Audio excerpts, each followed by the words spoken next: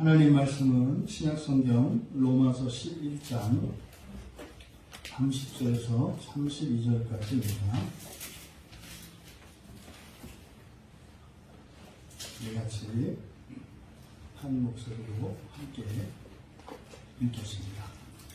너희가 전에는 하나님께 순종하지 아니하더니 이스라엘이 순종하지 아니하므로 이제 긍휼을 입었는지라.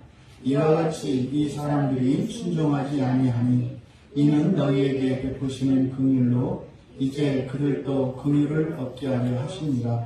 하나님이 모든 사람을 순종하지 아니하는 가운데 가두어 두시는 모든 사람에게 긍휼을 베풀려 하심이로다. 아멘.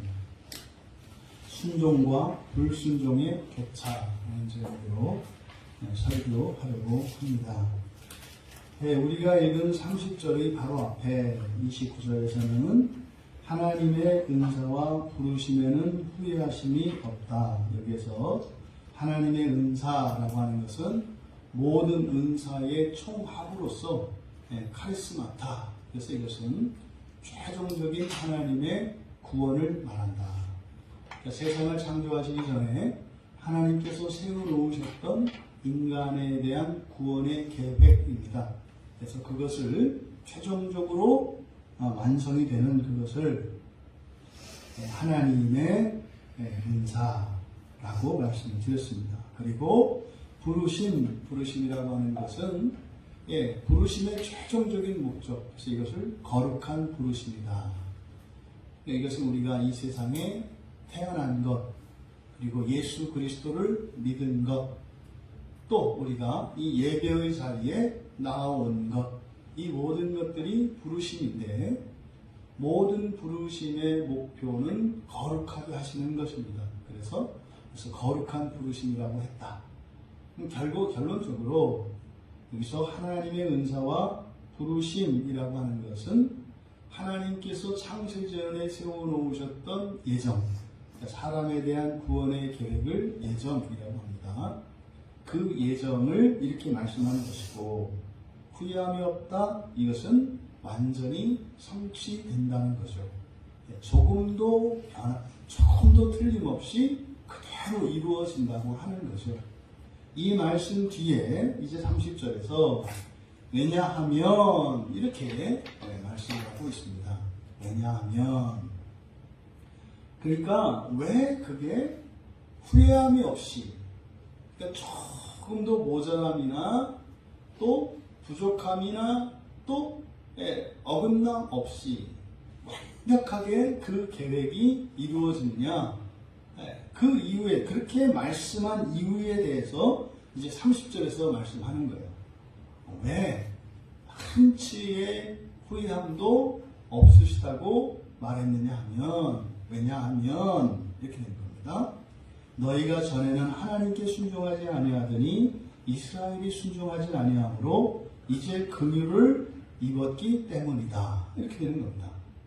이 내용이 나누어서 전반절과 하반절을 나누어서 보면 너희가 전에는 순종하지 아니하더니 이렇게 되어 있습니다. 근데 여기에 전에라고 하는 것은 포테라는 말인데, 이것은 시간적으로 앞선 시간을 나타내기도 하고 또 내용적으로 지금과 다른 때를 말합니다. 그러니까 그리스도인들에게 전에라고 하는 말은 예수를 믿기 전을 말하는 것이죠. 또 우리가 전에 이렇게 예배를 기준으로 했을 때 여러분들이 오늘 예배에 참여하시기 전에, 그럼 그 이전의 시간 전체를 이야기하는 거죠. 그러면 여기서 너희가 전에는, 그럴 때는 예수님을 영접하기 이전의 상태, 그러니까 이방인의 상태를 가리키는 겁니다. 예수님을 영접하지 않은 상태. 그럼 그때는요, 이들이 어떤 상태였어요? 예수님을 믿지 않았었지 않습니까? 지금 우리말 성경에 순종하다, 순종하지 않는다 이렇게 번역해 놓았는데, 이 동사가 순종하지 않다라고 하는 이 동사가 아페이테오라는 말이에요. 아페이테오. 그래서 이 페이테오라는 말이 믿다라는 뜻입니다. 믿다. 페이또 또는 페이테오, 믿다라는 뜻이에요. 거기에 부정적도 아를 붙였으니까 믿지 않는다 이렇게 되는 겁니다. 그래서 여기는 순종의 의미도 있습니다만 1차적인 의미는 뭐다? 불신앙을 말하는 거예요. 믿지 않는 겁니다. 그래서 순종이라는 말이 불신앙 안에 들어있는 한 개념이기는 합니다만 불순종한다라는 의미는 아니에요. 이게 성경에 그러니까 휘포타소라고 하는 말이 있어요. 순종하다라는 말이. 그러니까 휘포는 뭐뭐 아래, 타소는 행하다 이런 뜻이니까 누구 아래에서 무엇을 한다, 순종하는 것이거든요. 그래서 휘포타소라는 말을 썼을 때 그게 이제 우리가 이해하는 순종하다라는 뜻이에요. 그럼 여기는 믿음과 관련된 이야기입니다. 그래서 여기서는 순종하지 않다라고 하기보다는 믿지 않았다 이렇게 하는 것이 맞다. 왜요? 이방인들이었기 때문에 예수님을 믿기 전에 그들은 순종 불순종의 문제가 아니죠. 그들에게는 아직 예수를 믿지 않는 사람들에게는 순종 불순종이 없어요. 그러니까 예수를 믿고 난 뒤에 순종과 불순종이 있는 것이지 예수를 믿기 이전에 순종 불순종은 없다. 예를 들어서 예수님을 믿지 않는 사람이 뭐 살인을 하지 않았어요. 평생. 이거를 순종했다 하지 않는다 이 말이에요. 그러니까 순종 불순종은 믿음 이후를 살아가는 이들에게 적용하는 거예요. 믿음 이후에. 그래서 이것은 전에는 너희도 똑같이 하나님께 믿음을 갖지 않았지만 이렇게 번역을 하는 게 정확하다. 전에는 하나님께 믿음을 갖지 않았지만 그런데 제가 똑같이라고 한 것은 원문에는 여기에 호스페르라는 말이 있어요. 똑같이라는 말이거든요. 그러니까 지금 여기 30절에서 똑같이라는 말을 쓴 이유는 뭡니까? 지금 이스라엘 백성들의 끊겨진 불순종으로 인해서 끊어지고 내쳐지고 버려지는 일이 있었지 않습니까? 그러니까 이방인들이 예수를 믿지 않고 살았던 그때 그들도 이스라엘이 불순종으로 인하여 끊겨졌던 것과 같이 끊겨졌던 상태였다는 거죠. 그래서 전에는 너희도 똑같이 다시 말해서 끊겨진 상태에서 하나님께 믿음을 갖지 않았다 이렇게 얘기를 한 겁니다. 그러면 여기서 우리가 한번 짚고 넘어가야 될 것이 있는데 이 믿다, 믿는다라고 하는 말입니다. 믿음이라고 하는. 그러니까 기독교에서 아주 굉장히 중요하고 핵심적인 단어 중에 하나가 뭐냐면 믿음이라는 말이에요. 믿음. 믿음에 대해서 잘못된 이해를 갖고 있거나 또 그 믿음의 가치와 의미를 잘못 알고 있게 되면 신앙이 그냥 변질됩니다. 가장 대표적인 것이 믿음을 구원의 조건으로 생각하는 거예요. 믿어야 구원받는다. 믿지 않으면 구원받지 않는다. 이게 틀린 말은 아닙니다만, 사람에 따라서 믿음으로 구원받는다라고 하는 이 말이 확연하게 다릅니다. 사람에 따라서. 그래서 이 믿음이 마치 구원을 이루는 어떤 원인이거나 마치 구원의 자격으로 이해되는 경우가 있어요. 이 큰일 날 소리죠. 그러면 순식간에 잃어버릴 수 있죠. 왜냐면 우리의 믿음이라는 게 굉장히 변화무쌍하고 가변적이고 유동적입니다. 언제든지 우리는 믿음을 현찰화할 용의가 있어요. 언제든지. 때에 따라서 또 이런저런 명분으로 우리의 믿음을 전당포에 맡길 가능성이 열려 있다고요. 그러면 어떻게 돼요? 그럼 우리의 구원이 오락가락하게 된다 이 말이에요. 그래서 믿음에 대한 성경적인 이 개념과 의미를 우리가 정리할 필요가 있다. 그래서 먼저 믿는다라고 하는 이 믿음이라고 하는 말은 첫 번째 가지는 기본적인 개념이 신뢰하는 겁니다. 신뢰, 믿는다. 누구를 믿는다. 하나님을 믿는다. 예수를 믿는다. 또 뭐 목사님을 믿는다. 이랬을 때 신뢰한다는 겁니다. 그러면 그 신뢰는 뭐겠습니까? 이렇게 부분적인 신뢰일 수도 있고 전적인 신뢰일 수도 있죠. 그죠? 전적인 신뢰는 오직 예수님밖에 없어요. 전적으로 신뢰할 수 있는 대상은 예수님밖에 없어요. 예수님을 제외한 이 세상의 모든 것은 다 부분적이며 상대적인 신뢰입니다. 아침마다 떠오르는 해도 우리는 믿을 수가 없어요. 그 해도 언젠가는 뭐 이렇게 과학자들이 그러잖아요. 그 가스 덩어리인데 그게 뭐 나중에 언젠가는 다 타서 없어진다면서요. 근데 우리 눈에는 그게 감당이 되지 않잖아요. 하물며 여러분이 믿는 그 누구는 절대적인 대상이 아니라는 거 잊지 마세요. 그러니까 왜 우리가 가끔 막 그 배신감에 이를 팍팍 깔고 부들부들 떨어요? 절대적으로 신뢰했기 때문에 어떻게 네가 나한테 그러면 그쪽에서 어떻게 날 절대적으로 믿었어? 여러분 절대적으로 믿을 대상은 예수님밖에 없어요. 예수님밖에. 단지 이제 어떤 사건이나 이런 일들을 통해서 이제 깎아야 되는 거죠. 너무 믿었구나. 내리면 되는 거예요. 내리면. 그동안 내가 너무 믿었구나. 그러면서 스스로 대견하게 여기셔야죠. 야, 사람 그렇게 믿어줬네. 하나님의 은혜로구나. 이렇게 해야지. 나를 속였느니 이럴 거 아니다. 그래서 예수님께만 절대적인 믿음을 가질 수 있다는 거. 사람에게는 절대적으로 믿을 수 있는 대상은 없다는 거. 이걸 여러분 늘 명심하세요. 그래서 여러분을 배신하고 실망시키는 어떤 일이 일어났을 때, 아, 그동안 내가 이 사람을 과대평가했구나. 그럼 그게 역으로 바꾸면 어떤 얘기인지 아세요? 그 사람을 힘들게 했어요. 왜냐하면 그 사람의 지나친 기대감을 줌으로써 그 사람으로 하여금 아주 발바닥에 땀이 나도록 뛰어야 걸어가는 것처럼 인식했거든요. 그러니까 힘에 넘치는 것에 넘치도록 한 것이 이게 뭐예요? 그냥 평범하게 사는 것처럼 사는 것으로 인식했다 이 말이에요. 그럼 자기는 죽을 만큼 뛰었는데 사실은 상대방에게는요 그냥 당연히 하는 것으로 이해했다는 거죠. 그래서 지나친 기대와 지나친 믿음은 그 상대방을 엄청 고통스럽게 한다는 거예요. 근데 사실은 그쪽에서 얘기를 하면 되거든요. 뭐 다 그 정도 아닙니다. 이러면 되는데 또 그게 안 돼요. 그게 또 거기에 맞춰주려고 이제 하다 보니까 그러고 나서 나중에 이제 부작용이 생기는 거죠.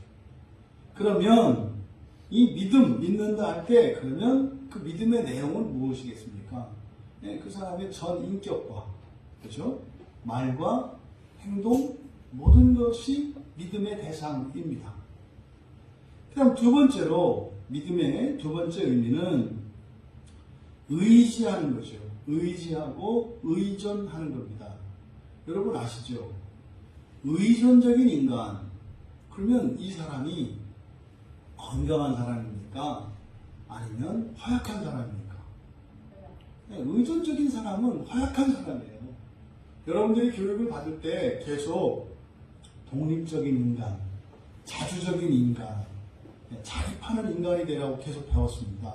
그건 맞아요. 이 세상에서 일정 부분은 맞아요. 그런데 교회에 와서 예수를 믿고 나면 바꿔요. 자꾸 의존적인 사람이 되라고 해요. 의존적인 사람이 되라. 그러니까 이렇게 자주적인 사람이 되라고 교육을 받아왔던 사람이 성경에 와서 믿음에 대한 가르침을 들으면 이게 거치는 이유가 뭐냐면 아니 이렇게 의지가 강하고 자주적인 것이 이게 덕스러운 것인데 그리고 선한 것인데 자꾸만 나를 하향 평준화시키려고 한다는 생각이 든다 이 말이에요. 나는 내가 알아서 내 인생으로 살 수 있는데 왜 자꾸 하나님을 의지하라고 하냐. 그는 능력이 없고 그동안 잘못 살았던 사람 하자가 있는 사람들이나 그러는 거지 왜 천편일률적으로 똑같이 모든 사람에게 하나님을 의지하라고 하냐 말이에요. 나는 의지하지 않아도 되고 오히려 하나님 편에 서서 사람들을 도와주는 사람이 될 수 있다고 생각하는 거죠. 그 사람에게 믿음이라고 하는 의미는 온전히 받아들일 수가 없다. 왜? 믿음 안에는 의존한다는 개념이 들어가 있기 때문이에요. 그럼 여러분, 왜 그런 오해가 생길까요? 사람으로는 모든 것을 갖추고 있을 수 있어요. 근데 그것도 일시적이죠. 언제 어떻게 될지 모르죠, 사실. 그냥 환경과 조건에 따라서 사라질 수 있는 것이에요. 근데 보다 근본적으로 그런 잘못된 생각을 하는 이유가 뭐냐면, 우리가 하나님을 의지하고 예수 그리스도께 의존하는 것은 이 세상 먹고 살기 위해서가 아니에요. 그러니까 이 세상을 살아가기 위해서 하나님을 의존하는 것, 이거는 귀신을 의존하는 거나 다르지 않아요. 우리가 이 세상을 살아가는데 먹고 사는 것에 대해서 기도를 합니다. 기도하는 거는요, 주세요가 아니에요. 현재 이것으로 인해서 겪는 고통이 나에게 너무 크다, 견디기 어렵다라고 고백하는 거지, 얻어내기 위해서 주세요가 아니에요. 그것은 부수적으로 주어지는 겁니다. 그러니까 가나안 땅을 향해서 그 가나안의 여정을 걷고 있는 이스라엘 백성들에게는 만나가 내려요. 그러니까 애굽에 있을 때는 만나가 안 내려요. 근데 이들이 가나안을 향해서, 그 천국을 향해서 살아가는 삶을, 그 삶의 여정을 살아가면 하나님의 은혜가 임한다, 이 말이에요. 근데 만나를 먹으면서 어떻게 해요? 짜증은 낼 수 있다. 마늘을 주시옵소서, 부추를 주시옵소서, 짜증은 낼 수 있다.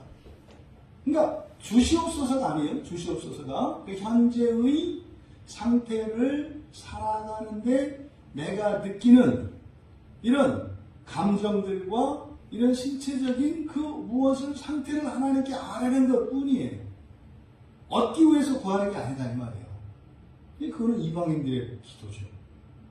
그러면 우리가 이렇게 하나님을 의지하는 것은 그래서 다른 종교에서 말하는 신에게 의지하는, 의존하는 이것과 다르다. 뭐가 다르냐? 목표가 다르기 때문에 그래요. 목표가 다르기 때문에. 왜 우리가 예수를 믿어야 합니까? 이때 믿다가 의존한다는 의미예요. 왜 우리가 예수를 의존해야 합니까? 하나님 나라에 들어가기 위해서 그래요. 하나님 나라에 들어갈 수 있는 하나님 되기 위해서 그런 거예요. 이것은 하나님이신 예수님 외에는 그것을 이루어줄 존재가 없어요, 이 세상에. 오직 예수님만이 우리를 하나님 자녀되게 하시고 이 땅에 그 나라가 임할 때 들어가게 하신다, 이 말이에요. 이것은 오직 예수 그리스도만 우리에게 주실 수 있는 절대적이고 유일한 권세입니다. 그래서요, 이 세상의 모든 부와 권력을 가진 사람이라 할지라도 그 나라를 소망하는 사람은 어떻게 해야 돼요? 예수님을 의지하고 의존하는 것이다.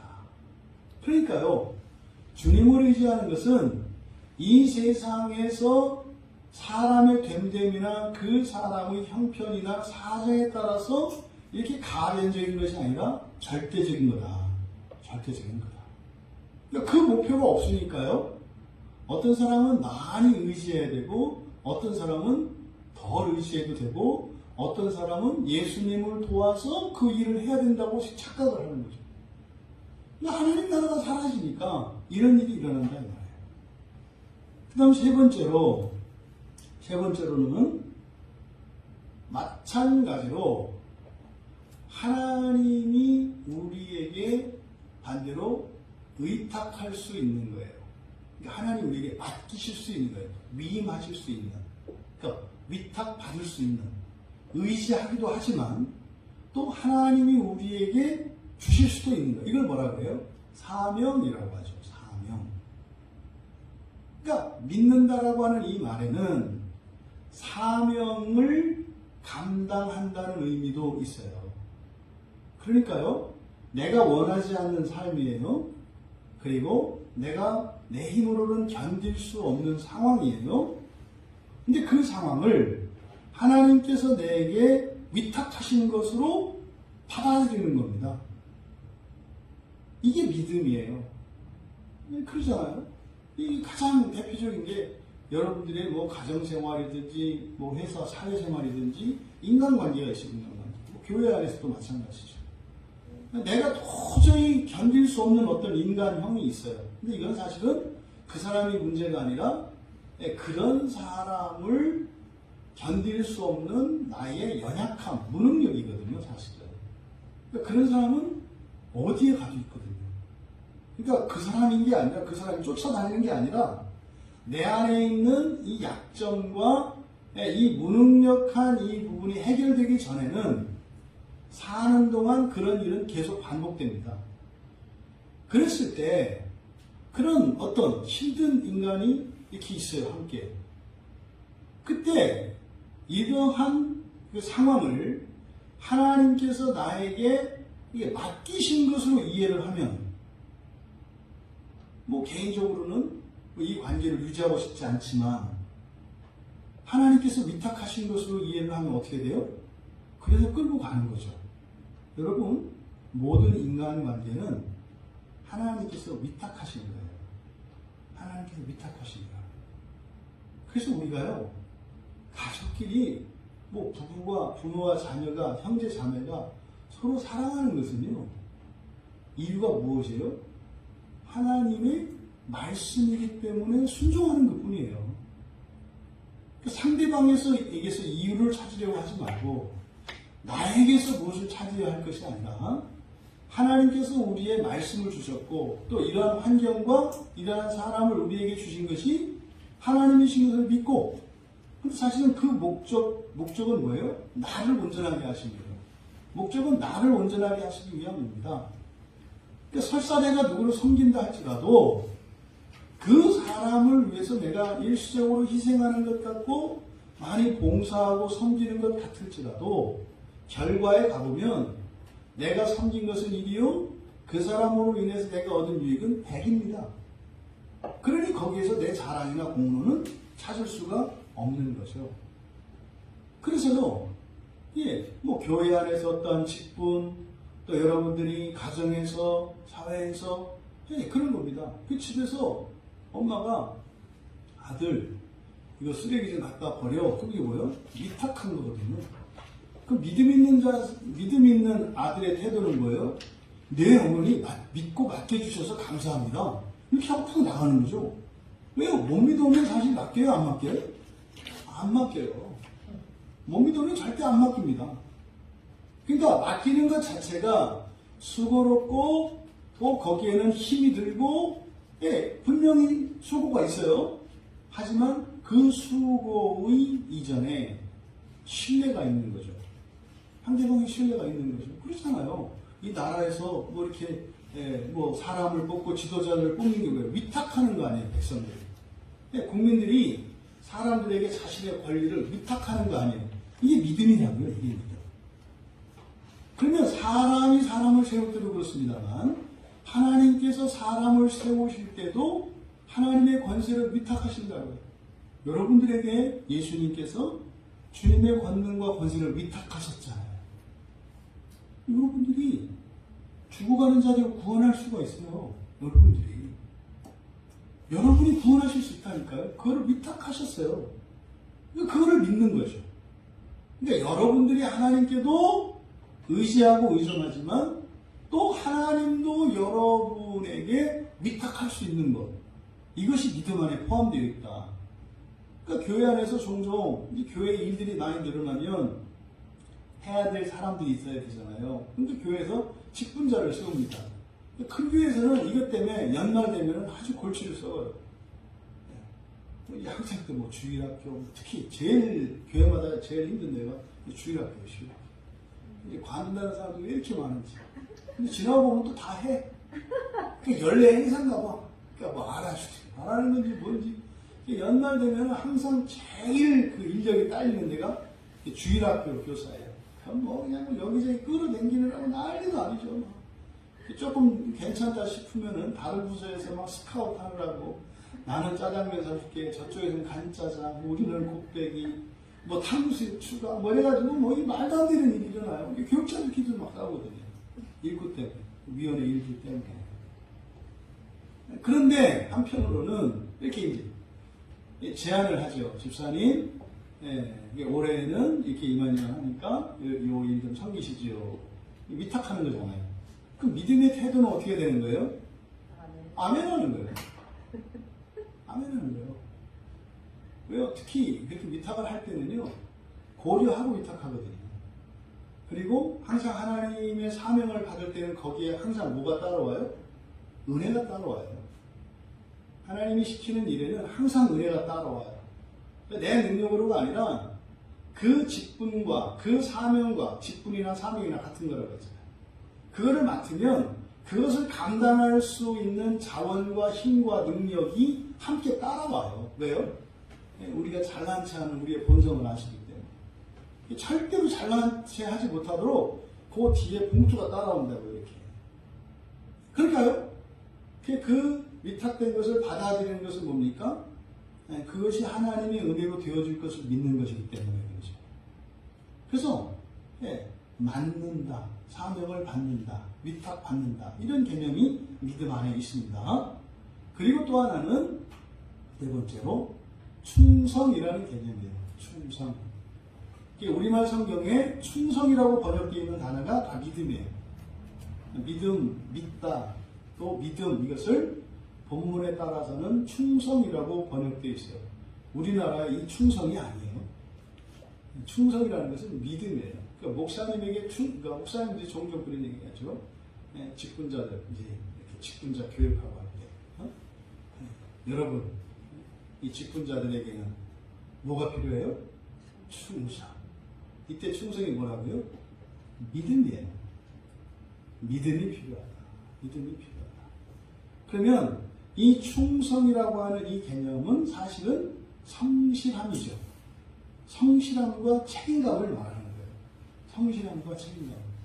그러니까 믿음이 잘하고 믿음이 있는 사람은 점점점 더 성실해지고 점점 더 책임감이 있는 사람이 되어갑니다. 이것이 이제 믿음 안에 있는 개념이다. 여러분들이 다시 한번 이렇게 정리하시고, 그러니까 여기서는 지금 이방인들에 대해서 말한 거니까 순종이라기보다는 뭐예요? 믿지 않더니 이렇게 되는 거죠. 불신앙의 상태를 말하는 겁니다. 그리고 이제 긍휼을 이스라엘이 순종하지 아니함으로 이제 긍휼을 입었는지라 이렇게 되어 있습니다. 여기서 이스라엘이 순종하지 아니함으로 그러니까 이제 말씀하는 취지는 알겠죠. 이거는 지금 그 감람나무 비유에서 참감람나무가 떨어져 나감으로 돌감람나무가 붙여졌다. 그 얘기를 지금 이제 하려고 하는 거예요. 그러니까 같은 맥락이에요. 그런데 문제는 원문에서는 이 이스라엘이 순종하지 아니함으로 이렇게 되어 있는데 여기는 이스라엘에 순종하지 아니함 이렇게 된 것이 아니라 그러니까 그 불신앙 이렇게 되어 있어요. 그 불신앙. 그러니까 그 불신앙으로 그러니까 이게 이스라엘이 그러니까 지금 우리말 성경에서는 이스라엘이 순종하지 않은 것으로 번역을 한 거죠.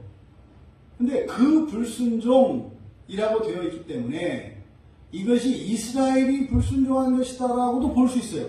왜? 앞에서 지금 이스라엘의 불순종에 대해서 얘기를 했기 때문에.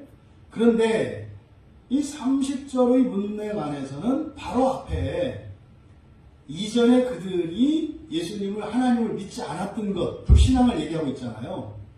그러니까 30절 안에서는 그 불순종, 그러면 그 불신앙이 되는 거죠. 다시 말해 이들이 예수를 믿지 않았을 때 우상숭배에 빠져있고 이교를 가지고 있을 때 그때의 불신앙 상태를 말하는 거예요. 그러면 이것이 이방인들에 대한 것이다. 이렇게 보면 그 불신앙으로 이들이 긍휼을 얻었다는 거예요. 이게 이해가 되지 않습니다만 이것이 굉장히 중요한 신비입니다. 왜냐하면 30절부터 32절까지 구원의 진전이 점점점 일어나요. 지금 30절은 이방인의 구원에 대한 이야기인 거거든요. 그러면 이스라엘이 순종하지 않은 게 아니라 그들의 불신앙으로 이렇게 이 본문을 보면 그들의 불신앙으로 이제는 긍휼을 입었다 이렇게 해요. 그럼 입었기 때문이다 이렇게 되는 건데, 그러면 그 불신앙, 다시 말해서 예수님을 믿고 그리스도인이 되기 이전에 예수님을 믿지 않았던 불신앙이잖아요. 그것으로 긍휼을 입었다고 하는 이런 의미가 뭘까? 그러니까 이걸 여러분들이 잘 생각해 보셔야 돼요. 예전에는 믿지 않았어요, 예수님을. 근데 그때는 긍휼을 입지 않았죠. 근데 지금은 예수를 믿고 있어요. 그러면 예수를 믿기 이전과 예수를 믿고 있는 지금, 요 징검다리, 다시 말해서 그 원인이 되었던 게 무엇이었다고 얘기하는 거예요? 그러니까 그때와 이제를 연결하는 그 원인이 되는 게 뭐라는 거예요? 그들의 불신앙. 그들의 불신앙이 무엇의 원인이다? 긍휼의 원인이었다. 이렇게 얘기하는 거예요. 긍휼의 원인이었다. 이게 여러분들에게는 잘 받아들여지지 않아요. 어려워요. 네. 그러니까 믿지 않아서 믿게 해줬다 이 말이에요. 쉽게 얘기하면. 믿지 않으니까 믿게 해줬다. 당연한 얘기잖아요. 믿는 사람을 믿게 해줬다고 그러면 그게 무슨 소용이 있겠어요. 원래 믿었는데 이럴 거 아니에요. 근데 이 사람들은 확실히 믿지 않았던 사람들이죠. 옛날에 비해 확실히 믿지 않았기 때문에 하나님이 믿게 해주신 거야. 근데 그걸 뭐라고 해요? 여기서 긍휼이라고 했다고요. 긍휼. 긍휼을 베풀어 주신 이유가 뭐였다? 너희들이 예수를 믿지 않는 것이 이유였다. 이게 우리들이 가지고 있는 종교관으로는 받아들여질 수 없는 거예요. 여러분이 신적인 존재에게 어떤 은혜나 자비를 구하고 도움을 구하려면 어떻게 해야 돼요? 어떤 공로나 행위를 해야 되죠. 뭔가를 해야 은혜를 입잖아요. 하다못해 냉수 한 그릇이라도 떠놓고, 예? 같은 시간에 몇 날 며칠을 기도라도 해야 되잖아요. 그래야 천지신명이 감동해서 복을 주는 거 아니에요. 그런데 지금 여기는 뭐라 그래요? 믿지 않는 그것 때문에 긍휼함을 입었대요. 그러니까 뭡니까? 하나님이 왜 구원하신가? 구원의 원인이 누구에게 있다는 거예요? 하나님께 있다는 거예요. 지금 30절에서 강조하려고 하는 것은 우리의 무엇으로 구원하는 것이 아니라 하나님의 풍성하심으로, 하나님의 사랑으로, 하나님의 긍휼하심으로 구원을 하셨다는 거예요. 거지가 길가에서 이렇게 동냥을 하고 있어요. 근데 그 사람이 뭐 이렇게 막 도와주세요 하지 않고 그냥 넉마를 하나 집어 씌우고 그 뭐 찌그러진 밥그릇을 하나 놓고 아무 소리도 않고 가만히 있어요. 그때 어떤 사람은 도와주고 어떤 사람은 도와주지 않아요. 원인이 누구에게 있어요? 도와주는 사람에게 있다 이 말이에요. 지나가는 행인들이 거린을, 길가에서 구걸을 하고 있는 거린을 도와주는 이유가 누구에게 있다? 원인이 누구에게 있다? 돕는 사람에게 있다는 걸 얘기하는 거예요. 만약에 그 거린에게 있다고 가르쳐지면 어떻게 돼요? 이제 이 거린이 이제 별 쇼를 다 해야 되는 거예요. 울고 불고. 이 거린하면은 제가 그 옛날 대전에서 유명한 거지가 있었다고 그랬잖아요. 몇 번 제가 설교 때 이야기를 들었는데 그분이 키도 천천한 분이시고요. 이렇게 해서 흔들 때 독특하게 구걸하는 분이에요. 대전역 앞에 그 중앙 지하상가 앞에 가면 그분이 계신데 키가 크니까 허리도 길잖아요. 탁 엎드려가지고 무릎도 한쪽 다리는 뒤로 하고 한쪽 다리는 앞으로 하고 딱 이렇게 해가지고 이런 식으로 흔들어요. 이렇게 이런 식으로. 이분은 탁 엎드려가지고 이렇게 흔들어요. 이렇게 한 푼 주시오. 그러면은 오른쪽 어깨가 이렇게 팔락팔락 하는 거죠. 이렇게 그러니까 그 흔드는 그 자세가 워낙 인상적이어서 눈에 딱 들어와요. 시선을 끌어. 이렇게 막 하기 때문에. 그럼 많이 도와주거든요. 그분이 이제 나중에 들리는 설에 의하면 상당한 부자라고 하는. 장애인인 것처럼 있었는데 퇴근하는 걸 봤다는. 이게 뭐 이런 책은 써 있었어요. 근데요, 이제 그분은 뭐예요? 내가 하기에 따라서는 소득을 늘릴 수 있는 거야, 거지도. 그 직업으로 사는 사람은 어떻게 있어요? 그 사람들의 마음을 움직여서 도움을 받아내는 거죠. 근데 지금 성경은 뭐라고 하는 거예요? 하나님이 긍휼히 여겨주시는 이유가 누구에게 있다? 하나님에게 있다. 이 얘기를 지금 하는 거예요. 그러니까 너희들이 긍휼함을 받은 이유가 그럴 만한 이유가 너희들에게 있다, 없다? 없다. 단지 이유라는 건 뭐예요? 없다는 게 이유다. 이게 지금 30절에서 말씀하는 거예요. 그러니까 이게 지금 29절에 대한 이유라고 했잖아요. 결국 뭡니까? 후회하심이 없는 이유가 완전하게 하시는 그 원인이 누구에게 있기 때문이다? 하나님에게 있기 때문이다. 근데 하나님이 어떤 분이세요? 완전한 분이세요. 그러니까 하나님의 예정은 어떻게 될 것이다? 반드시 틀림없이 될 것이다. 이 얘기를 30절에서 하는 거예요. 그런데 지금 우리말 성경처럼 그 순종하지 아니함 이것을 이스라엘이 한 것으로 바꾸면 어떻게 됩니까? 이게 좀 이상해지는 거예요. 이렇게 하게 되면. 그러면은 이스라엘이 순종하지 않은 게 공로가 되네. 그럼 반대로 이스라엘이 순종했더라면 어떻게 된 거예요? 큰일 날 뻔했네. 그러니까 이방인들은 어떻게 해야 돼요? 하나님, 이스라엘이 순종하지 않아서 감사합니다. 그게 감사할 일입니까? 가슴 아픈 얘기죠. 그거는 감사할 수 없는 거 아니에요. 그래서 이렇게 번역을 할 수는 없다. 그러니까 믿음이 없는 이들이 하나님의 긍휼을 입는 원인이 하나님 자신이시다라고 말씀하는 거예요.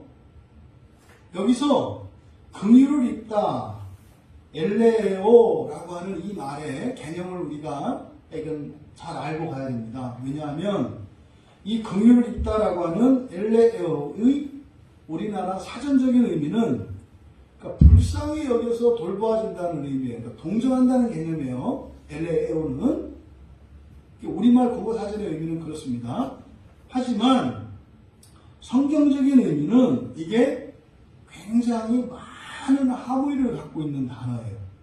그래서 이 엘레오가 구약 성경 안에 여러 가지 그 단어들을 대신해요. 그러면 이 엘레오 긍휼을 입다라고 번역된 이제 신약 성경의 긍휼이라고 하는 이 말의 의미는 긍휼히 여긴다는 의미가 있어요. 불쌍히 여겨주신다는 의미가 있어요. 딱한 처지, 죄 가운데, 결핍 가운데, 무능력 가운데 그래서 자기를 괴롭게 하고 고생을 사서 하고 또 다른 사람들을 더 힘들게 하고 서로 죽이고 하는 죄 가운데 살아가는 우리에 대한 불쌍히 여기시는 마음이 분명히 있어요. 그러니까 긍휼히 여기는 거 있어요. 그런데 그것뿐만이 아니라 거기에다가 그것보다 더 중요한 것은 너그러움도 포함되어 있어요. 너그러움. 한없이 너그러운 이 한없는 너그러움 이것도 긍휼 안에 포함되어 있어요. 그러니까 얼마만큼 불쌍해야 불쌍하고 어느 정도 이상은 안 불쌍하고 이게 아니에요. 그러니까 모두를 불쌍하게 여기세요. 그러니까 인간적으로 불쌍하게 여기는 사람만 불쌍하게 여기시는 것이 아니라 완전한 하나님의 자녀들이 되기 전까지는 긍휼히 여기시는 대상이에요. 그러니까 그때 긍휼히 여긴다는 것은 우리가 생각하는 인간적인 비참과 이런 걸 말하는 게 아니죠. 세상의 황제도 하나님이 불쌍히 여기시는 거예요. 그러니까 성경에서 긍휼은 이렇게 초라하고 이런 것만이 아니다. 네? 그리고 두 번째는 확실하게 구원하시는 언약적인 신실함. 이게 뭡니까? 헬라어, 히브리어 헤세드지요. 헤세드. 이거를 우리말 성경에는 구약 성경에 인자 또는 자비라고 번역이 되어 있는 말이에요. 또 이 헤세드를 많은 분들이 사랑이라고 이야기를 해요. 잘못된 거예요. 한자의 인자 그러면 사랑 개념이 있거든요. 헤세드는 사랑이 아니에요. 사랑이. 헤세드라고 하는 것은 언약적 신실함을 이루는 말이에요. 그러니까 구원과 관계되는 말이에요. 그래서 긍휼을 입는다라고 하는 것은 언약 안에 들어가는 것을 말해요. 언약 안에.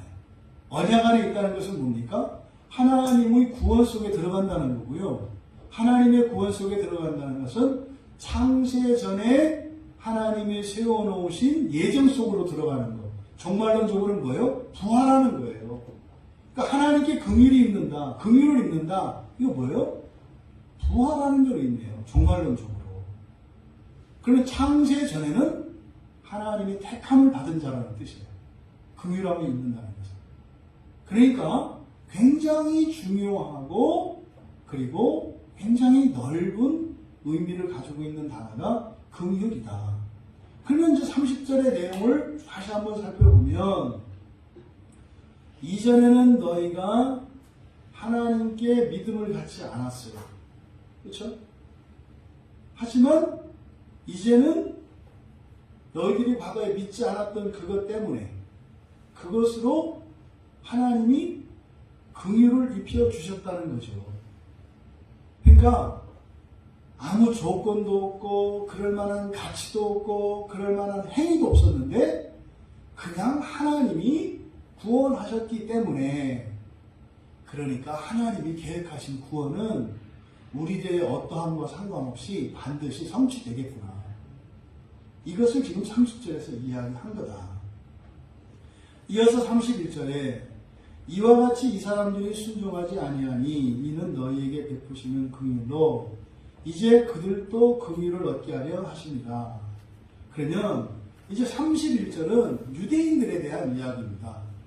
30절은 이방인들에 대한 얘기를 한 것이고 31절은 유대인들에 대한 얘기입니다. 여기서 이 사람들이 누구냐? 그게 정확하지 않아요. 예, 그냥 이 사람들이라고 했거든요. 이 사람들. 그럼 이 사람들을 가리키는 게 바로 앞에 나온 사람이 앞에 나온 사람을 의미할 수도 있고 또 이 사람들은 그냥 그들이라고도 할 수 있는 거예요. 그들. 이 사람 또는 그들이라고 할 수 있는 대명사거든요. 그러면 이와 같이 이 사람들이 순종하지 아니하니 이는 너희에게 베푸시는 긍휼로 이제 그들도 그러니까 이 사람들이 누구예요? 그들이죠. 그들. 그러니까 이들이 뒤에 나오는 그들이다 이 말이에요. 그러니까 여기서 말씀하는 것은 이제 뭐냐? 우리말 성경에는 이와 같이 이제 여기 생략되어 있어요. 우리말 성경에는 이와 같이 이제가 생략되어 있어요. 맨 끝에 이제가 또 있죠. 긍휼로 이제 그들도 이렇게 되어 있지 않습니까? 이제가 두 번 사용되고 있는데 우리말 성경에서는 앞에 이제를 생략해 버렸어요. 이것은 중요한 실수입니다. 빼버리면 안 되는 거예요. 왜? 이방인들은 전과 이제가 다른 사람들이죠. 이방인과 유대인의 차이예요. 이방인은 예수를 믿기 전에는 이방인이었어요. 그들은 불신앙 가운데 있었던 사람들이라고요. 근데 유대인들을 설명할 때는 이제라고 해요. 순종하지 않을 때도 이제라고 얘기를 하고 이제 또 긍휼을 얻는 것도 이제라고 한다 이 말이에요. 그러니까 유대인은 예수를 믿기 전이나 예수를 믿고 난 다음이나 그들의 상태를 뭐라고 나타내요? 이제라고 나타낸다고요. 이게 무슨 말입니까? 그들은 믿음 안에 있는 사람들이죠. 유대인들은 하나님의 율법을 받은 사람들이기 때문에 하나님을 믿어요. 믿음 안에 있다고요. 그러니까 예수를 믿어도 믿음 안에 있어요. 그러니까 구약에 예수를 믿기 전에 예수님을 죽이려고 하는 바리새인들도 하나님을 믿어요. 그래서 31절에서는 똑같은 단어입니다만 이들에게는 순종하지 아니하라고 번역하는 것이 맞죠. 이들한테는. 이해되시죠? 그러니까 이와 같이 이제 그들이라고 하는 게 좋아요. 그들이 순종하지 않았다. 그러니까 시간상으로는 맞지 않아요. 니는 현재의 시제에 쓰거든요. 영어에 now예요. now를 썼는데 거기다가 과거 동사를 쓰면 그게 이제 위에서 틀린 것은 그게 정답이거든요. 이게 문법적으로는 잘못된 표현이에요. 그래서 우리말 성경에서 영어 성경에서 이거 빼버리는 거예요. 영어로 하게 되면 어떻게 해요? now하고 과거형을 같이 써야 되거든요. 그러니까 문법적으로 이게 맞지가 않아요. 그래서 이제를 빼버린 거예요. 근데 여기서 이 성경에 기록하는 방식은 문법을 지킵니다만 문법을 뛰어넘어요. 그래서 성경은 틀렸네 이렇게 하면 안 되고 그렇게 문법을 파괴하면서 문장을 썼을 때는 그 의미를 드러내야 되는 거죠. 그러니까 순종하지 않는 그때에도 그들은 믿음 안에 있었다는 것을 나타내는 거예요. 이해되시죠? 이게 전반부의 얘기예요. 그러니까 이와 같이 뭐 마찬가지로 이제 그들이 믿지 아니했다. 그러니까 뭡니까? 하나님을 믿는 그들이 하나님을 믿으면서도 뭐했다? 불순종했다 이거죠. 여러분들이 종종 착각하는 게 있어요. 믿음과 순종이 일치하는 거 아닌 거 아시죠? 네? 그죠? 믿음과 순종이 일치하지 않아요.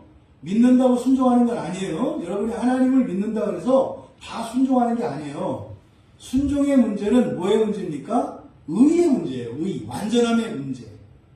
그러니까 순종할 수 있는 사람이 있고 순종할 수 없는 사람이 있어요. 이것은 뭐 죄와 의의 문제죠. 그 사람이 그것을 할 능력을 갖추고 있느냐, 자질이 있느냐 없느냐의 문제지 믿음의 문제가 아니다 이 말이에요. 그러니까 무턱대고 믿음이 있으면 뭐든지 다 할 수 있다? 그렇지 않아요. 믿어도 죄와 의의 정도에 따라서 할 수도 있고 할 수도 없는 거예요. 그러니까 지금 31절의 상반절에서 말하는 것은 믿음이 있지만 순종하지 않았던 유대인들에 대해서 이야기를 하는 겁니다. 그들은 하나님을 다 믿는 사람들이에요. 여호와 하나님을 믿잖아요. 구약의 유대인들은. 근데 예수님 말씀에는 순종하지 않죠.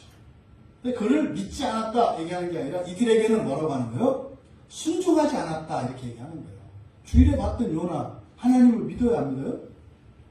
믿어요. 믿음의 아들이라니까요. 그런데 어떻게 해요? 안 가요. 반대로 가요. 반대로. 이걸 얘기하는 거죠. 그리고 이어서 이는 너희에게 베푸시는 긍휼로 이제 그들로 긍휼을 얻게 하려 하심이라. 이것도 지금 30절과 같은 의미로 번역을 한 거예요. 그러니까 이거는 목적으로 해석했죠. 우리말 성경에는. 너희에게 베푸시는 긍휼로 그들을 긍휼을 얻게 하기 위해서 이 사람들이 순종하지 않았다 이렇게 되잖아요. 그럼 말이 웃겨요. 그래서 이것은 결과로 보는 것이 맞겠다. 그러니까 이는 이하가 따라서 뭐뭐하게 될 것이다. 그러니까 31절 이는 이것을 따라서로 바꾸고 얻게 하려 하심이라 하지 말고 얻게 하실 것이다. 얻게 될 것이다. 이해되시죠? 그 사역하면 이렇게 되는 거예요. 따라서 바로 너희에게 베푸시는 긍휼, 이걸 직역하면 너희들의 긍휼입니다. 너희들의 긍휼. 따라서 너희들의 긍휼로 바로 그들이 이제 긍휼을 얻게 될 것이다. 이게 미래로 해석을 해야 돼요. 지금 우리말 성경에 너희에게 베푸시는 긍휼 이렇게 번역을 했지 않습니까? 근데 이게 원문에는 어떻게 되어 있다고요? 너희들의 긍휼이라고 했어요. 이게 소유격에 관한 부분이에요. 너희들의 긍휼 두 가지 의미가 있어요. 우리말 성경에서는 그들에게 베풀어 주신, 자, 다시 말해 그들이 긍휼을 입은 대상이 되는 거죠. 그래서 긍휼의 객체가 된다 이 말이에요. 이렇게 해석을 한 건데 이것이 또 주체로 해석할 수도 있어요. 그러니까 너희들이 베푸는 긍휼도 된다고요. 뭐가 옳습니까? 둘 다 옳아요. 너희들이 베푸는 긍휼도 되고 너희들이 받은 긍휼도 된다 이 말이에요. 근데 지금 우리말 성경은 너희들이 받은 긍휼로 이렇게 해석을 한 거죠. 근데 여러분들은 어떻게? 받은 긍휼뿐만 아니라 너희들이 베풀 긍휼이라고 하는 의미도 있다는 것을 이해하셔야 된다 이 말이에요. 그러면 그들이 긍휼을 얻게 하는데 첫째 어떻게 해요? 너희들이 긍휼을 입은 것처럼 그들도 긍휼을 입을 것이다. 이런 의미가 되죠. 그러니까 하나님이 공평하게 해주신다 이 말이에요. 너희들도 쥐뿔도 없는데 그냥 하나님이 너희들을 긍휼히 여겨주셨잖아. 그러니까 유대인들도 불순종하였다 할지라도 똑같이 긍휼히 여겨주시는 게 맞잖아. 1번. 그죠? 이것도 맞아요. 두 번째. 보다 적극적으로 이걸 해석할 수가 있는 거예요. 너희들이 아무것도 없는데 하나님으로부터 긍휼을 입었잖아. 그러니까 이제 유대인들이 너희들에게 긍휼을 입겠네. 그러니까 너희들이 그들을 뭐해라? 긍휼히 여겨라. 뭐야? 네가 하나님으로부터 받은 것처럼 너도 그들에게 베풀어라.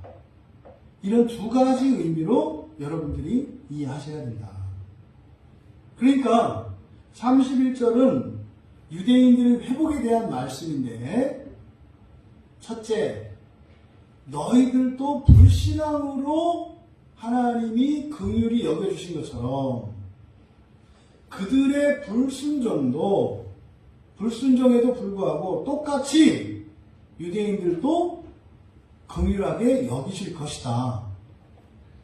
하지만 한 걸음 더 나아가서 너희들이 그렇게 긍휼함을 입어서 그리스도인이 되었지 않느냐? 그러니 이제 어떻게 해라? 불순종하는 그들이 믿음 안에 있는 자들이니까 너희들의 긍휼로, 다시 말해 너희들이 긍휼을 베풀어서 그들로 하여금 긍휼을 얻게 할 것이다. 그러니까 유대인도 이방인들이 구원을 얻은 것처럼 공평하게 하나님이 회복시켜 주실 것이고 현실적으로 우리에게는 너희들이 하나님의 긍휼함을 입었으니 이제 너희들이 그들을 긍휼히 여기게 될 것이다. 그래서 그들도 긍휼을 입게 될 거다. 라고 말씀을 한 것이다. 그리고 이제 32절로 가면 하나님이 모든 사람을 순종하지 아니하는 가운데 여기서 지금 확장된 게 보이시죠? 여기서는 모든 사람으로 확장이 됩니다. 모든 사람. 30절에서는 이방인, 31절에서는 유대인, 그리고 32절은 모든 사람이에요. 여기도 왜냐하면 이렇게 되어 있습니다. 왜냐하면 하나님이 모든 사람을 순종하지 아니하는 가운데 가두어 두심은 모든 사람에게 긍휼을 베풀려 하심이로다. 그러니까 유대인들도 이방인들로 하여금 긍휼함을, 이방인으로 인해서 긍휼함을 입게 될 것이라고 했잖아요. 그것에 대한 이유를 32절에서 말하는데 하나님이 모든 사람을, 그러니까 왜냐하면 하나님이 모든 사람을 순종하지 아니하는 가운데 가두어 두심은 모든 사람에게 긍휼을 베풀려 하셨기 때문이다. 놀라운 얘기를 하는 겁니다. 여기서 유대인은 불순종을 했고 이방인은 믿지 않았죠. 그러니까 유대인이나 이방인이나 똑같이 불신앙이나 불순종이나 덧진 개진 똑같다 이 말이에요. 둘 다 똑같은 상태에 있었잖아요. 그러니까 율법을 받은 유대인이나 그들은 믿음은 있었지만 순종하지 않았고 또 율법을 받지 못했고 하나님의 말씀을 그 계시를 듣지 못해서 믿지 못했던 이방인들, 그들은 뭐 아예 믿을 수도 없었다고요. 그러니까 둘 다 하나님을 온전히 믿고 온전한 구원을 향해서 나아갈 수 없는 상태였다는 거예요. 32절에서 말씀하는 게. 근데 이렇게 하셨던 이유가 모든 사람에게 긍휼을 베풀려 하셨기 때문이다. 여기서 모든 사람이라고 하는 말이 그러면 이제 이런 말을 가지고 흔히 말하는 보편 구원론자라는 분들이 이걸 근거 구절로 삼는 거예요. 봐라, 성경에 하나님이 모든 사람을 이렇게 두셨고 모든 사람에게 긍휼을 베풀 것이라고 써있지 않느냐, 써있잖아요. 그러니까 모든 사람이 구원받는다. 이런 얘기를 이제 하는 거죠. 그러면 항상 단어 하나만 봐서 안 되고 문맥을 살펴야 된다고 그랬잖아요. 그러니까 지금 30절에서는 이방인에 대해서 얘기를 했고 31절에서는 유대인에 대해서 얘기했잖아요. 이때 모든 사람은 누구를 말하겠어요? 이방인이나 유대인이나. 이때 모든 사람이라면 누구나 다가 아니에요. 여기서 말하는 것은 믿음 안에 있는 사람들을 전제로 하는 거예요. 그래서 유대인이나 그리스도인들이나 이렇게 되는 거죠. 유대인이나 그리스도인들이나 이거를 모든 사람이라고 한 겁니다. 뭐 그래도 우길 수 있어요.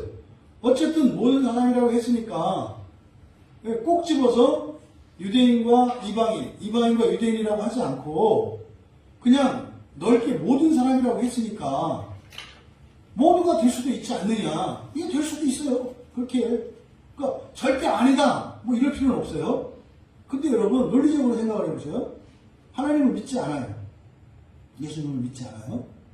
그리고 예수님이 또 하나님이 세워놓으신 구원의 계획, 그거 우리를 하나님 나라도 믿지 않고 하나님 나라에 들어가는 것도 믿지도 않아요. 그런 사람이 많잖아요. 근데 보편 구원론자들이 얘기하는 거는 모든 사람이다 그래요. 좋다 이거요. 무신론자라고 하는 사람도 포함된다고 쳐요. 그 사람에게 이게 의미가 있을까요? 아무 의미 없어요. 어차피 하나님을 믿지 않는 사람들에게 하나님이 당신을 구원하셨어요? 그게 아무런 의미가 없다 이 말이에요. 그러니까 신학적으로 그걸 막 주장할 뿐이지 실제로는 그게 의미가 된다 안 된다? 아무 의미가 없어요. 왜? 하나님을 믿는 사람도 불순종하고 회개하지 않고 살아가면 지옥 가야 돼요. 그럼 믿지 않고 구원받은 사람인데 자기가 자기 구원을 믿지 않아. 어차피 지옥 가요. 그러니까 모든이 아니냐 뭐 이렇게 따질 필요 없어요. 왜 자꾸 그걸 따져요? 죽고 나면 영원한 구원과 영원한 지옥이 있다고 생각을 하기 때문에 굉장히 차이가 있는 거예요. 어떤 사람이 예수를 믿느냐 안 믿느냐에 따라서 구원을 받고 구원을 못 받는 게 영원한 지옥과 영원한 천국이라고 생각을 하기 때문에 신학적으로 모두 구원받느냐 예수를 믿는 사람들만 구원받느냐는 굉장히 달라지는 거예요. 사후세계에 대한 인식이 다르기 때문에. 그런데 성경을 보면 예수를 믿는 사람도 반드시 환난을 통해서 가야 되는 사람이 있어요. 그 사람이 구원을 받게 된다면 뭐 받겠죠. 알아서 받으라고 하세요. 그런 사람은 3년 동안 푹 들어갔다 나올 사람이거든요. 그거를 구원이라고 말할 수가 없어요. 그런 걸 이렇게 논쟁할 필요 없다. 그래서 지금 바울 사도께서 말씀하는 이 문맥 안에서 모든 사람은 누구라고 보는 게 맞다? 이방인과 유대인. 이방인과 유대인. 그러니까 이방인도 그냥 이방인이 아니에요. 이방인 그리스도인을 말하는 거예요. 이방인 그리스도인과 그리고 구약의 이스라엘 자손을 말하는 것이다. 그리고 그래서 여기서 가두어 두심 이렇게 돼 있지 않습니까? 이 가두어 두신다라고 하는 의미가 그거예요. 예를 들어서 문 안에 넣어놓고 문 잠가 버리는 거예요. 그러니까 이제 예수님이 천국 비유할 때 물고기 이제 그물을 던져서 고기를 잡잖아요. 그러면 그 그물 안에 그러니까 구원이라고 하는 그물 안에 갇혀 있는 물고기가 있어요. 요걸 가두어 두셨다 그래요. 이렇게. 잡혔다라고 해석을 하죠. 요걸 가두어졌다 그래요. 그런데 여기에다가요, 쉰 쉰이라는 말을 써요. 쉰은 함께라는 뜻이거든요. 원래 가두어두다라는 말 앞에 쉰이라는 말을 써요. 그러니까 이걸 쓰지 않아도 가두어둔다는 말이에요. 그래서 에클레시엔, 그러니까 쉰 에클레시엔 이렇게 되어 있는데 여기서 쉰이라는 말을 굳이 앞에 붙여요. 그러니까 이 말은 뭡니까? 불순종이나 그러니까 예수님을, 그러니까 하나님을 믿고 율법을 받은 유대인인데 하나님 말씀을 안 들었던 유대인들이나 또 하나님의 말씀을 받지 않았고 하나님을 믿지 않았던 사람들이지만 이제 예수님을 믿게 된 사람들이나 둘 다 가두어뒀다, 함께 두었다, 이것을 강조하기 위해서 쉰이라는 말을 붙여서 가두어두신이라고 말씀을 했어요. 근데 여기 중요한 말이 있는데 우리말 성경에 가운데라는 말을 이렇게 동그라미를 쳐놓으세요. 가운데라는 말에 동그라미를 쳐놓으시고 거기다가 에이스라고 쓰세요. 에이스는 안으로라는 뜻이거든요. 안으로. 그럼 여러분 보세요. 어디에 가두어 두다 그러면 안에 하겠어요? 안으로 하겠어요? 어디에 그러니까 안에겠죠. 방으로 가두어 두다 이러지 않고 방에 가두어 둔다 이렇게 얘기를 하잖아요. 그러니까 원래는 안에 n이라는 말을 써야 맞아요. 근데 이것도 문법적으로 맞지 않는 말이에요. 안에 가두어 둔다 이렇게 해야 된다고요. 그런데 여기에 에이스라는 말을 썼어요. 그러니까 여기는 어떤 의미가 있죠. 가두어뒀어요? 어디에 가두어뒀어요? 순종하지 않는, 그러니까 불신앙과 불순종이죠. 유대인들의 불순종, 그리고 예수를 믿기 이전에 이방인들의 불신앙 상태. 근데 거기에라고 하지 않고 안으로 그랬어요. 그럼 여러분 안으로 그러면은요 동작을 포함하고 있거든요. 그러니까 여기서 우리에게 지금 교훈하려는 게 뭐냐면 불순종하거나 예수를 믿지 않는 불신앙 있잖아요. 이게 그냥 그 상태로 있는 게 아니라 어떻게 한다? 점점 안으로 들어간다는 것을 지금 나타내려고 하는 거예요. 이런 거죠. 아이고 언젠가 믿으면 되지. 오늘 아이고 나 예수 믿어요. 이런 얘기 많이 하거든요. 나 예수 믿어요. 언젠가 교회 갈 거예요. 이게 내년쯤은 내가 꼭 갈 거예요. 이러거든요. 근데 오늘 나의 상태와 내년의 상태가 같다, 다르다? 다르다. 내년에는 어떻게? 더 깊숙이 들어간다 이 말이에요. 더 깊은 불순종과 더 깊은 불신앙으로 간다는 것을, 그렇게 들어간다는 것을 가르쳐주기 위해서 안으로라고 하는 말을 쓰고 있다. 이것이 우리들 자신에게는 회개하는 일을 미루지 말아야 할 것을 가르쳐줘요. 오늘이 가장 쉬워요. 왜요? 내일은 더 깊이 들어가 있을 거거든요. 또 우리 주변에 있는 다른 이들에게 적용을 하자면 어떤 사람이 예수를 안 믿어요. 오늘이 가장 쉬워요. 환경이 똑같다. 그 다음 날은 더 멀리 가요. 이것을 우리에게 가르쳐주고 계시다. 그래서 이게 에이스라고 하는 전치사를 사용한 의미입니다. 그래서 모든 사람에게 긍휼을 베풀려 하시니로다. 이것도 이제 그래서 모든 사람을 긍휼히 여기실 것이다. 31절과 마찬가지로 이것도 결과로 해석을 해야 돼요. 결과. 그러니까 왜냐하면 하나님이 모든 사람을 순종하지 아니하는 속으로 가두어 두셨다. 그래서 모든 사람을 긍휼히 여기실 것이기 때문이다. 다시 한번. 왜냐하면 하나님이 모든 사람을 불신앙 속으로 가두어 두셨다. 그래서 모든 사람을 긍휼히 여기실 것이기 때문이다. 그러니까 구약의 유대인들이 하나님의 율법을 받고도 그렇게 우상 숭배를 하고 불법을 행하는데도 그냥 두셨잖아요. 그냥 두셨잖아요. 그거를 가둬두셨다고 얘기를 하는 거예요. 그냥. 그리고 그때 당시에 유대인이 아닌 이방인들은 여호와 하나님을 알지 못했잖아요. 불신앙 상태에 있었잖아요. 그런데 그냥 내비두셨잖아요. 구약 성경은 온통 이스라엘 자손들의 구원에 대한 얘기잖아요. 네? 애굽에서 살다가 광야 지나서 가나안 땅 들어가서 나라 만들고 살다가 멸망한 유대인들에 대한 얘기잖아요. 그러니까 이방인들의 구원에 대한 얘기는 선지서들에 중간중간 나옵니다만 꼽사리로 끼어듭니다만 본격적으로 이방인의 구원에 대한 확실한 얘기가 없어요, 성경에. 그래서 유대인들이 자신만 구원을 받은 선민이라고 생각을 했다고요. 그 상태를 말하는 거예요. 그런데 그렇게 하셔서 결과적으로는 어떻게 했다? 모두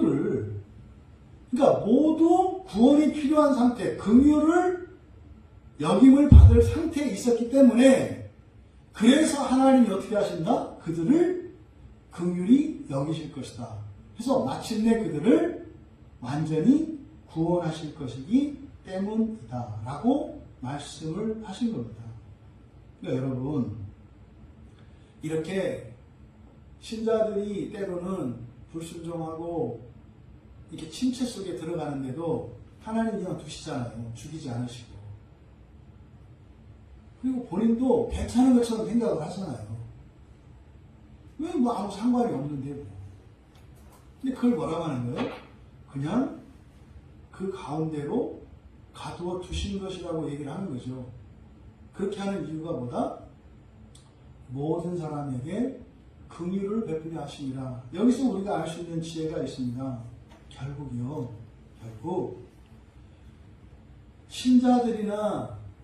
신자들에게 일어나는 이런 신앙의 침체와 이런 범죄와 불순종, 이런 그런 사건들이 일어나서 막 타락하고 이렇게 해요. 막장까지 가요. 그럼 한편으로는 하나님은 하나님의 백성들을 어떻게 여기세요? 불쌍히 여기시는 마음이 있어요. 그래서 해도 너무 타락해. 해도 너무 불쌍하게 돼. 그러면 하나님이 어떻게 하신다는 거예요? 구원하지 않으실 수가 없어요. 여러분, 애굽에서 이스라엘 백성들을 구원하신 이유를 보세요. 그들이 거룩해졌어요? 그들이 회개했어요? 아니에요. 해도 너무 불쌍해졌어요. 해도. 노예로 살면서 거기가 좋다고 퍼져서 살았고요. 영원히 거기서 살 것처럼 살았어요. 그런데요, 결단코 만족할 수 없죠. 그들 가운데 울부짖는 자들이 있었죠. 그러니까 출애굽할 당시에 이스라엘 자손의 상태가 어떤 상태입니까? 긍휼히 여김 받아야만 구원받을 수 있는 상태였던 거예요. 이게 말하자면 막장이에요. 막장에서 받는 구원이 어땠습니까? 40년의 광야의 연단이잖아요. 막장에서 받는 구원은 아니에요. 근데 사실은 지금 이 말씀을 우리가 오해하면 안 됩니다. 이 말을 오해하게 되면은 회개하지 않고 불신앙적인 삶을 살아도 또 예수를 믿지 않아도 구원하시겠네. 막 가도 되겠네. 그래서 계속 회개하지 않고 죄를 범하고 살아가는 것에 대해서 그래도 마침내 구원은 받을 거야. 이런 이유로 삼아서는 큰 코 다치는 겁니다. 어리석은 겁니다. 이 말씀은 누구에게 주는 위로입니까?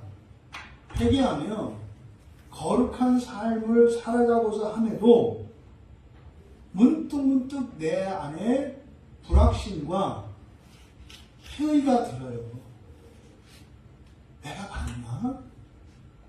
내가 진짜 맞나? 이래서 되나? 이게 시험으로 찾아옵니다. 계속해서. 그래서 어느 날 그걸 포기하게 해요. 소용없는가 보다. 괜한 헛짓인가 보다. 이게 시험이 온다고 해요. 시험이.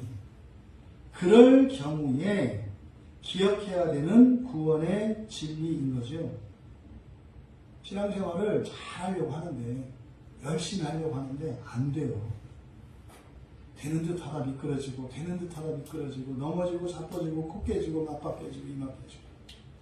이런 일이 자꾸 일어나는 사람들에게 포기하고 싶을 때, 주저앉고 싶을 때, 또 낭망하거나 절망하려고 할 때, 그렇게 하지 말도록 우리에게 용기를 주고 소망을 주는 가르침인 거죠. 이게요, 로마교회뿐만이 아니에요. 로마교회도 이런 일이 있었던 거예요. 근데요, 동일한 일이 갈라디아 교회도 있었던 것 같아요. 왜냐하면 갈라디아서 3장 22절에 보면 약간 다르지만 동일한 말씀이에요. 갈라디아서 3장 22절에 이렇게 되어 있어요. 그러나 성경이 모든 것을 죄 아래에 가두었으니, 다른 것은 여기서는 하나님이라고 하지 않고 성경이라고 했죠. 성경이 이렇게 얘기를 했죠. 그리고 불순종을 여긴 죄라고 했죠. 성경이 모든 것을 죄 아래에 가두었으니, 그리고 여기는 죄 아래라고 했죠. 안으로 하지 않고 아래에 그랬죠. 그러니까 죄는 권세를 의미하니까. 이는 예수 그리스도를 믿음으로 말미암는 약속을 믿는 자들에게 주려 함이라. 같은 의미예요. 같은 의미. 죄 아래서 살고 있는 신자들에게 우리들이 이 세상에서 여전히 분투하고 거룩함을 추구하며 살지만 또 넘어지고 죄를 범하게 되는 이런 일들을 완전히 벗어나지는 못해요. 이것을 죄 아래 산다 그랬어요. 그런데 약속이 어떤 약속이냐? 예수 그리스도의 믿음에서 나오는 약속이라고 해요. 약속이 어떤 약속이라고요? 예수 그리스도의 믿음에서 나오는 약속이라고 한다 이 말이에요. 그러니까 우리의 무엇에서 나오는 약속이 아니라 예수 그리스도의 믿음에서 나오는 약속. 근데 로마 교인들에게서는 어떻게 했어요? 하나님의 그. 그러니까 갈라디아 교인들에게는 예수 그리스도로부터 이렇게 되어 있죠. 그러니까 갈라디아 교회는 예수 그리스도께서 그것을 이루실 것이라고 하는, 그리고 로마 교회는 하나님이 그것을 이루실 것이라고 하는 동일한 구원의 진리를 말씀하고 있다. 여러분, 아담의 타락으로도, 이 말씀의 의미는 아담의 타락으로도 하나님의 구원의 계획은 한치도 어긋남 없이 완성될 수밖에 없는 이유가, 구원의 원인이 누구시라는 거예요? 하나님. 구원의 원인이 바로 예수 그리스도이시기 때문에, 하나님이시기 때문에 한치의 어긋남도 없이 완전하게 성취될 것이라는 겁니다. 그럼 보세요. 아담이 불순종해서도 그렇게 구원이 완성이 되니 우리의 순종을 통해서 이루는 그 구원의 영광은 어떻겠어요? 비할 바가 아니겠죠. 비할 바가 아니겠죠. 여러분, 죄가 세상에 들어온 이후로는 이렇게 순종과 불순종이, 신앙과 불신앙이 교차하면서 구원이 진전되고 확장되어 간다는 사실을 우리에게 가르쳐주고 있습니다. 여러분 개인에게도 언제는 좀 순종하고 참된 믿음의 사람으로 살아갈 때가 있을 겁니다. 그런데 또 어떤 때는 언제 그랬냐는 듯이 또 제가 할 길로 제 소견대로 살아가고 싶고 또 살아가기도 하는 그런 일이 있을 겁니다. 이런 교차 반복을 통해서 무엇이 일어난다? 구원의 진전이 일어난다는 거예요. 그러니까 조금 뭐 은혜 가운데 있다고 그냥 막 이럴 것도 아니고, 또 이렇게 죄 가운데, 침체 가운데 있다고 또 푹 가라앉을 것도 아니고, 죄 가운데 있다면 어떻게 해요? 회개하여 돌이켜 은혜의 자리로 돌아가기를 애쓰고, 은혜 가운데 있다면 다가올 죄에 대한 시험에 빠지지 않도록 대비하며, 또 설사 넘어진다 하더라도 거기에서 아이고 할 것이 아니라 이러한 교차되는 순종과 불순종을 통해서 구원의 진전이 일어난다는 사실을 기억하시라는 겁니다. 그래서요, 잘하기만 할 수도 없고 잘못하기만 할 수도 없다. 여러분들이 만약에 잘하기만 하는 그런 일이 정말 일어나고 있고 그렇게 사셨다면 하나님의 특별한 은혜라는 걸 기억하시면 돼요. 또 여러분이 참 잘못하고만 있다면 참 여러분이 위대하다고 생각하시면 돼요. 자존감 높고 평안하고, 근데 그 끝은 두렵다는 사실을 잊으시면 안 돼요. 반드시 하나님의 심판이 있습니다. 그리고 여러분들 안에 이런 교차하는 일이 일상적인 일이다라는 것을 기억하시고, 그것에 대해서 너무 일희일비하지 마시고, 그러함에도 나의 구원이 확실하고 완전한 것은 구원의 원인은 하나님께 있기 때문이다. 근데 이렇게 복잡한 구원의 방정식은 왜 생겨요? 최종적인 구원 때문에 그래요. 영화의 일은 완전한 하나님 자녀 되는 이 일이기 때문에 우리들이 생각하기에는 좀 이상한 방식으로 구원이 이루어지는 것 같아요. 그냥 쭉쭉쭉쭉 하시든지 그냥 하나님이 일방적으로 하시는 것이 아니라 이렇게 넘어지고 일어나고 넘어지고 일어나는 방식을 통해서 하나님께서 구원의 진전을 이루시는 것은 그 구원의 경륜의 신비가 우리가 이해할 수 없는 것이기 때문에 그렇습니다. 여러분, 하루하루의 삶을 살아가되 늘 기억하십시오. 은혜 가운데 거하기를 애쓰고 소원하십시오. 하지만 여러분들이 넘어질 수도 있다는 것을 기억하시고 늘 여러분의 안전을 위하여 기도하시고 은혜를 구하십시오. 그래도 넘어졌을 때 낙심할 것이 아니라 이런 과정이 이해할 수 없는 신비의 구원이기 때문에 일어나는 것이다. 나의 잘잘못을 따지게 하지 마시고 구원의 신비가 이해할 수 없는 것이기 때문에 정말 신묘막측한 것이기 때문에 그렇다 하는 것을 깨달으시고 더욱 하나님의 은혜를 구하며 믿음의 길을 걷는 우리 모두가 되시기를 주님의 이름으로 축원합니다. 우리 말씀을 생각하며 잠시 기도합시다. 이게 순종과 불순종이 또 신앙과 불신앙이 보세요. 어떤 사람들은 아예 신앙을 부인하고 교회를 떠나가 있는 사람들도 있잖아요. 그들에 대한 여러분들의 그 마음가짐과 태도가 어떠해야 하겠습니까? 너는 구원 받았다 안 받았다 이렇게 독사의 눈으로 칼을 들고 이렇게 가르려고 덤빌 것이 아니라 하나님 이전에 내가 넘어졌던 것처럼 저들이 넘어져 있사오니 하나님 나로 하여 저들이 긍휼을 있게 하옵소서. 또 저들이 넘어진 그것을 통해서 장차 내가 넘어지지 않게 하시고 때로는 넘어지더라도 또 그래도 하나님의 긍휼을 있게 하옵소서. 이러한 마음가짐으로 우리가 함께 순종하는 자나 불순종하는 자나 신앙 가운데 있는 자나 불신앙 가운데 있는 자나 우리가 함께 하나가 되어 그 구원의 진전